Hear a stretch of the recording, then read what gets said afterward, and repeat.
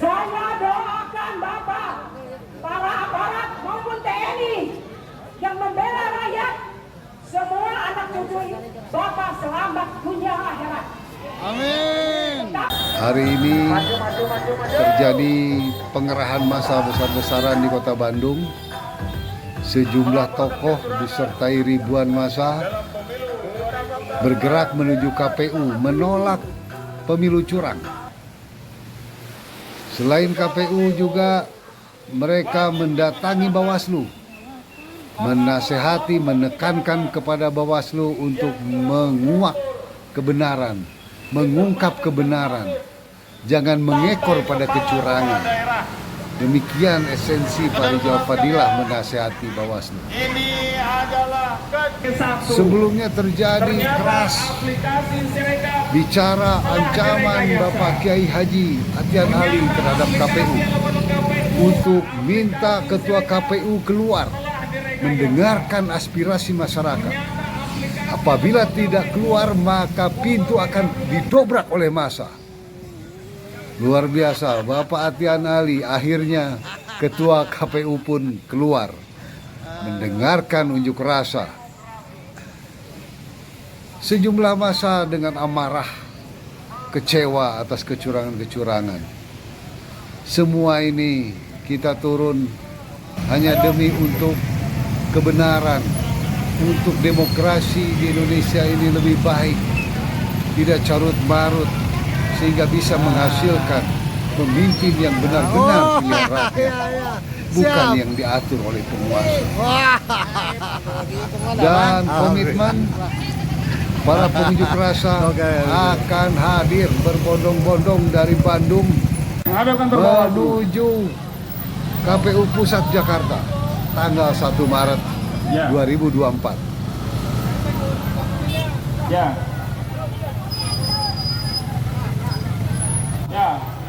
mobil mau jangan diam, jangan diam. Jika kecurangan terjadi di depan mata kami akan terusik dan kami akan bergerak. Dan inilah gerakan api umat melawan kecurangan.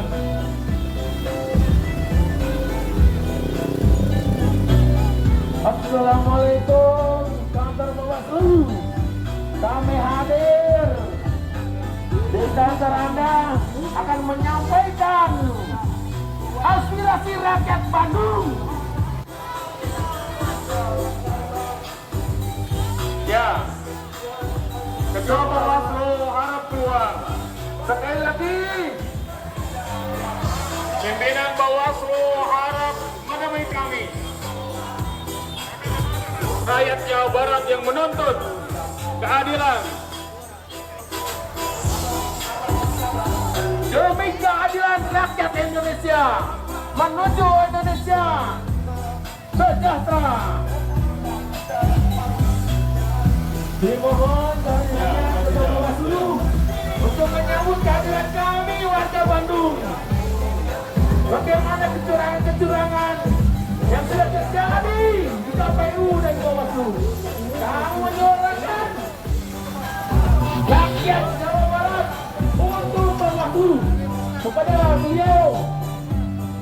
Mohon hadir di hadapan kami untuk menyempatkan waktu hadir. Ya, alhamdulillah. Pimpinan Bawaslu sedang dimohon untuk Undang-Undang 7 tahun 2017 tentang pemilu. Kami Bawaslu dibentuk untuk mengawasi seluruh tahapan pemilu, melakukan upaya pencegahan terhadap potensi pelanggaran, penanganan pelanggaran, dan penyelesaian sengketa proses pemilu. Bapak Ibu sekalian, kita Bawaslu Provinsi Jawa Barat telah melakukan upaya-upaya yang kemudian tadi diperintahkan oleh undang-undang tadi. Bahkan ketika upaya pencegahan terhadap potensi pelanggaran yang terjadi, kalau kemudian itu tidak bisa dicegah, kami akan masuk pada tahapan penanganan atau penindakan terhadap pelanggaran pemilu yang kita temukan. Di Bawaslu ada dua mekanisme Bapak Ibu sekalian. Apakah itu temuan temuan atas dugaan pelanggaran yang terjadi pada proses tahapan pemilu maupun laporan dari masyarakat. Sepanjang laporan disampaikan secara resmi melalui mekanisme penanganan pelanggaran, memenuhi syarat formil dan material, tidak ada istilah untuk menolak seluruh laporan dari masyarakat. Itu adalah bentuk partisipasi aktif dari Bapak Ibu sekalian sebagai warga negara yang mempunyai hak konstitusi dalam mengawal kehidupan demokrasi di negara yang kita cintai ini. Bapak Ibu sekalian, kami mengundang perwakilan Bapak Ibu sekalian, jika ada hal yang akan disampaikan, dipersilahkan.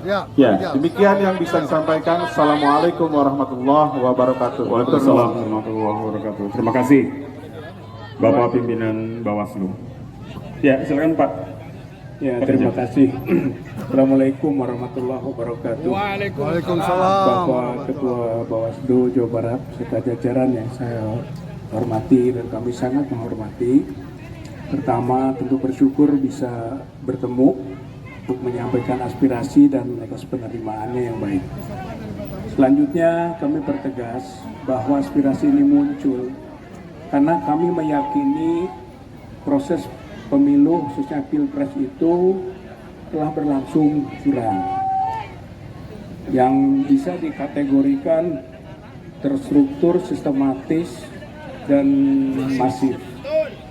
Bukan pada waktu pelaksanaannya, tapi dari sebelumnya, jauh hari sebelumnya, sejak mulai penetapan calon wakil presiden yang kita ketahui putusan MK, kemudian juga telah mendapat sanksi dari MK, kemudian KPU menerima tanpa ada perubahan peraturan KPU yang merupakan pelanggaran juga yang sudah dikenakan sanksi oleh DKPP, ya, sehingga pantaslah bahwa salah satu cawapres Gibran bin Jokowi itu dikategorikan anak haram konstitusi dan anak haram demokrasi. Dari situ sudah mulai sebenarnya yang kita kategorikan terstruktur, sistematis. Kemudian juga muncul lagi gitu kan, cawe-cawenya, penyimpangan bansos, sembako, itu kan untuk kepentingan salah satu capres.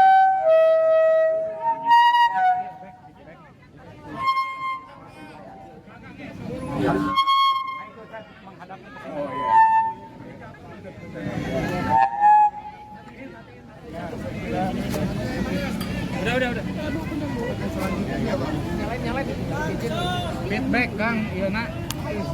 Bahwa